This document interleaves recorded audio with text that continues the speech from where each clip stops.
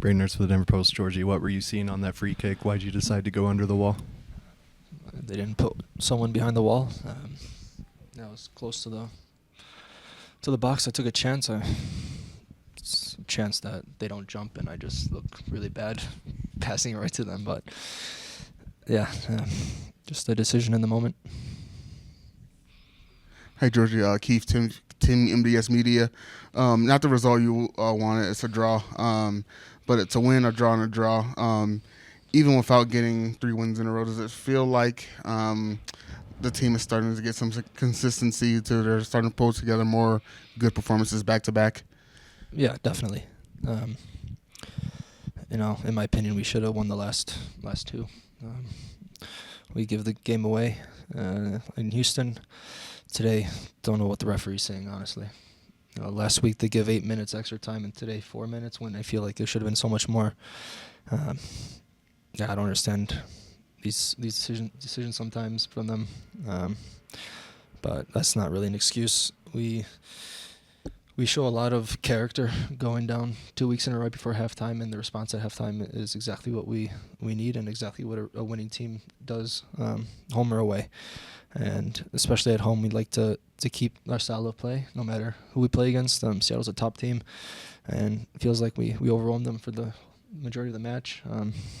But yeah, the last probably 4 or 5 games, apart from the Vancouver game, we're showing who we are, and that's important. The consistency is very important. What was your view on the foul call on Hoffa on what you guys thought was a game winner? And I don't know if you were in the scrum with the ref, but did you get an explanation from him? He says that he sees a clear foul, but he calls it in a split second. No time. The ball goes in the back of the net, but he calls a foul before. It's impossible. Why have VAR? There's no chance for them to review this play. It seems like also the free kick leading to their goal is not even a foul. So I really don't know what this guy's saying. But at the end of the day, these are no excuses why we don't get the win. We created so many more chances apart from that to find a goal. But yeah. I just wonder what your thoughts were on Nico Hansen's first start. That's the one goal in which didn't seem like there's a lot he could do about that, but how you felt his overall performance was? Yeah, he's very steady, very composed in the goal. That's what I felt. It's nice that you rarely see the third or fourth string, goalkeeper coming into action, but you see that he was ready, and that's credit to Sharpie, our goalkeeper coach, for keeping them ready no matter what. It's also nice that young Zach is on the roster for the first time in his career. But yeah, we're obviously very happy for Nico. Apart from maybe he wanted the clean sheet, I didn't really see how that goal happened. But it doesn't seem like that was his debut. It seemed like he's been comfortable, and that's nice. You mentioned conceding before halftime. It's kind of a trend on both sides of halftime in the 5 minutes before and after halftime that you guys concede this season. I think 8 of the 14 goals you've conceded this season is in that time. Is there a reason you think that's a trend? No, I don't want to look too far into it. I also don't want to say it's a coincidence either. I think it's important for you look around the winning teams all over the world. They know how to manage certain moments in a game. I think we're going to learn from these experiences and know that when the most important games in playoffs and in the time before playoffs come, that we're going to know how to manage certain moments.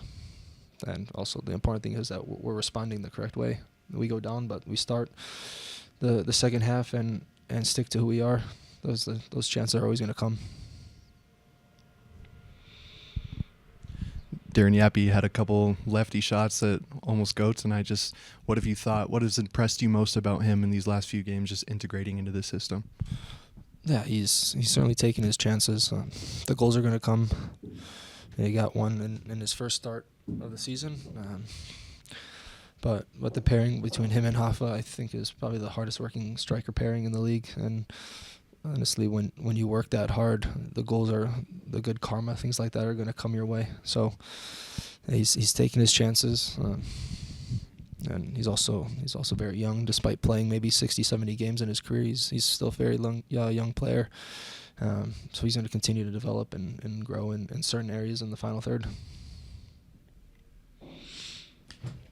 I can't remember if it was this week or last week on the rundown. Mike and Drew called Rafa the hardest working 9 in MLS. Just what do you see from him week in, week out in training and in matches that just makes him as good as what he is? He does everything that a number 9 needs to do, and everything that we want to see. You just look at the numbers in terms of how he works off the ball, and also you're seeing this year that he's certainly he's grown into being a killer on the box. And when you work that hard and you also have the goals to prove that you're a top striker, it's the best, especially for the players behind us.